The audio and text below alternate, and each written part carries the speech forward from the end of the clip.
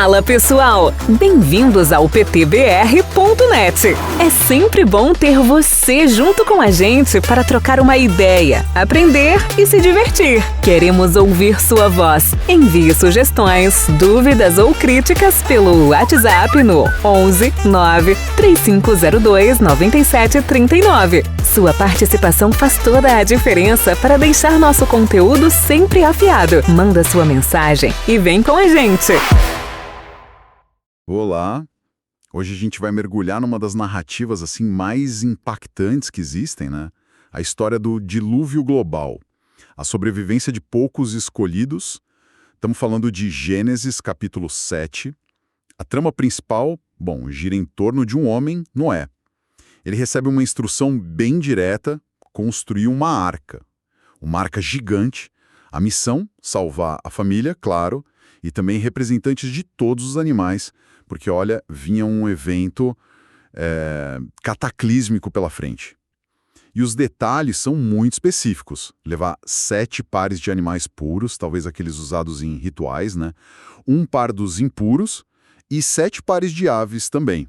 E tudo isso com um prazo, assim, super apertado.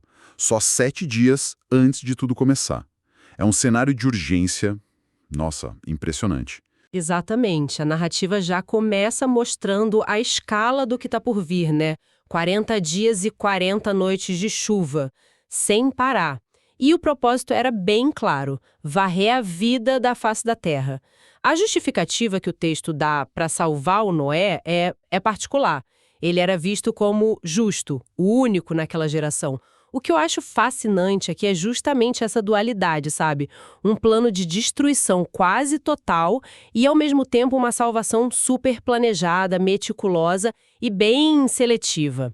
Essa justiça de Noé parece muito ligada à obediência dele, né? A relação com o divino, a gente vai ver isso mais adiante. E a obediência dele é imediata, né?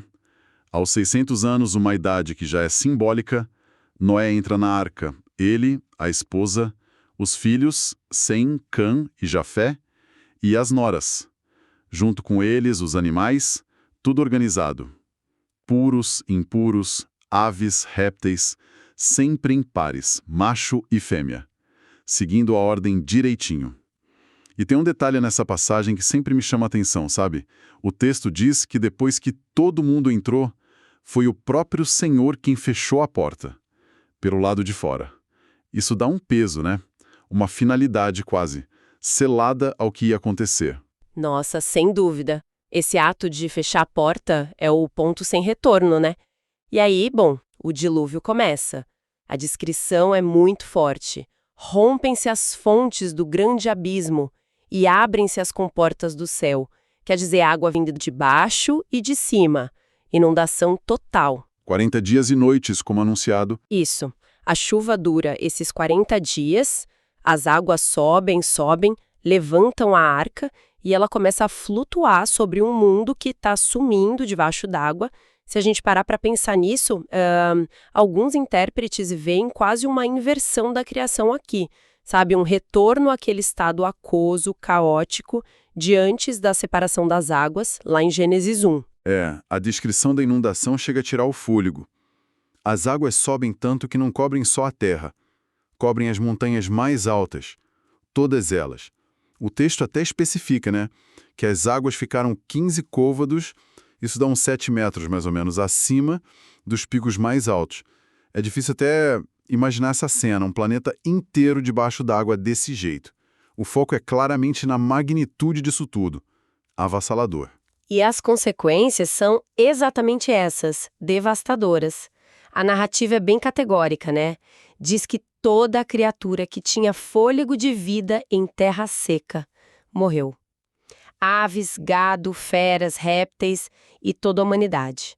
Tudo que respirava fora da arca. Exato. Só Noé e quem estava com ele na arca sobreviveram. É um contraste muito brutal, né? Aniquilação completa versus preservação exclusiva. E essa situação das águas cobrindo tudo dura 150 dias antes de começar a baixar. Isso só reforça a questão sobre o critério dessa seleção divina, sabe? Quem sobrevive no meio de um juízo tão universal. Então, só para a gente recapitular rapidinho o que a gente viu. A ordem divina para o Noé, que era considerado justo, a construção da arca, a entrada da família e dos animais, tudo organizado. Aí vem o dilúvio, né?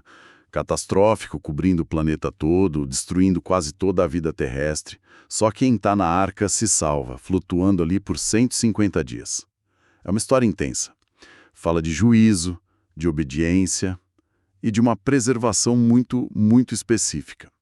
Se essa nossa conversa despertou interesse, pessoal, não esqueçam de curtir e comentar aí o que mais chamou a atenção de vocês. E para a gente pensar um pouco mais, fica uma reflexão final baseada só no que o texto mostra para a gente. Temos essa descrição detalhada de uma destruição em massa, quase absoluta. Ao mesmo tempo, um foco enorme na preservação. Cuidadosa, seletiva de espécies e de uma linhagem humana específica. O que será que essa convivência, tão marcada entre aniquilação e preservação, o que ela pode nos dizer sobre a mensagem central dessa história? Sobre a relação entre o divino, a humanidade, a natureza? Fica aí a pergunta para a gente pensar.